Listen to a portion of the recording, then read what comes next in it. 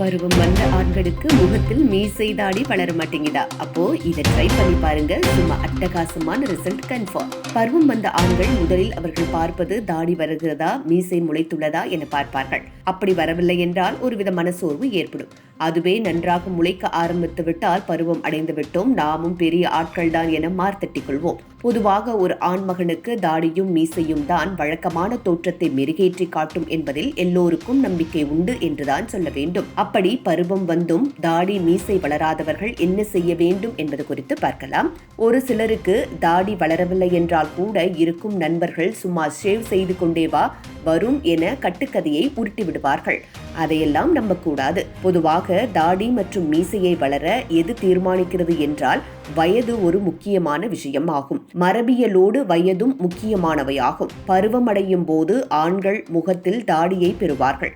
மரபணுக்களை பொறுத்து தாடி வளரும் வயது மாறுபடும். ஆண்களுக்கு 13 வயது முதல் 19 வயதுக்குள் எப்போது வேண்டுமானாலும் வரக்கூடும்.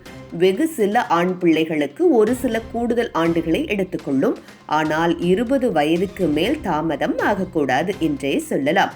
இன்னும் சொல்ல போனால் தந்தை மற்றும் அவருடைய தந்தைக்கு மெல்லிய மீசையோ தாடியோ இருந்தால் அது போன்று நமக்கும் வர வாய்ப்பிருக்கிறது. தாடி மீசை வளர என்ன செய்ய வேண்டும் மற்றும் என்ன செய்யக்கூடாது என்பதை இதில் பார்த்து பயன்பெறுங்கள்.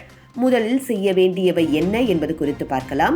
தாடி மீசை வளரும் இடமான முகத்தை நாம் எப்போதும் சுத்தமாக வைத்திருக்க வேண்டும். தலைமுடியை நாம் எப்படி பாதுகாக்கிறோமோ அதுபோன்று நாம் பாதுகாக்க வேண்டும். அடிக்கடி முகத்தை கழுவ வேண்டும். அவ்வாறு கழுவும் போது இறந்த செல்கள் நீங்கி முடி வளர்ச்சியை ஊக்கப்படுத்தும். ஒரு சிலருக்கு வறண்ட சருமம் இருக்கும்.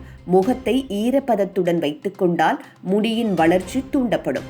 எனவே அடிக்கடி எண்ணெய் கொண்டு மசாஜ் செய்வதால் முகத்தில் இரத்த ஓட்டம் அதிகரித்து முடி வளர்வதற்கான தூண்டலை ஏற்படுத்தும். எனவே தேங்காய் எண்ணெய், விளக்கெண்ணெய், பாதாம் எண்ணெய் போன்ற எண்ணெய்களை கொண்டு மசாஜ் செய்து பாதுகாக்கலாம். இதற்காக நீங்கள் ஆலிவ் ஆயில் போன்றவற்றையும் பயன்படுத்தலாம். என்னதான் வெளியில் நாம் இது போன்று செய்தாலும் உணவில் முக்கிய கவனம் செலுத்த வேண்டும்.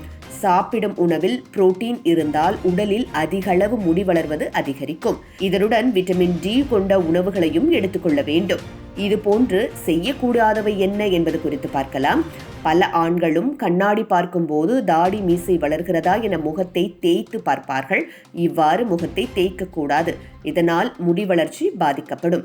புகைப்பிடித்தல் மற்றும் மது பழக்கம் இருந்தால் உடனடியாக நிறுத்த வேண்டும். இது முடியின் வளர்ச்சிக்கு தேவையான டிஎன்ஏவை சேதப்படுத்தி இரத்த ஓட்டத்தை குறைக்கிறது.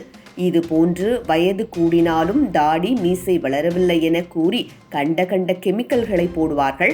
அப்படி செய்யாமல் இயற்கையான உணவு முறைகளை நாம் கையாண்டு வந்தாலே நமக்கு விரைவில் தாடி மீசை வளர்வது உறுதி.